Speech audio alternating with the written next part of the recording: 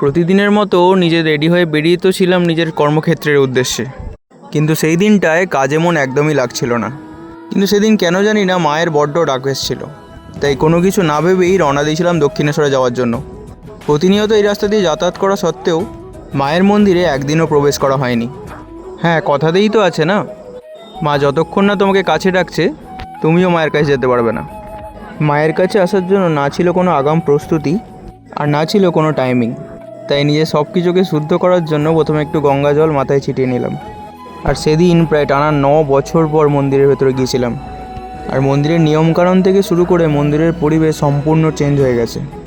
যাই হোক, তো তারপর ভক্তি ভরে মায়ের কাছে পুজো দেওয়ার কাজটা সম্পূর্ণ করলাম। আর সত্যি অনেক দিন পর অনেকটা রিফ্রেশমেন্ট আর অনেকটা মনে মনে শান্তি পেলাম। তোমরাও তাড়াতাড়ি মায়ের কাছে ঘুরে এসো। প্রত্যেকে খুব ভালো থেকো, আর প্লিজ আমায় ফলো করো। হরে কৃষ্ণা।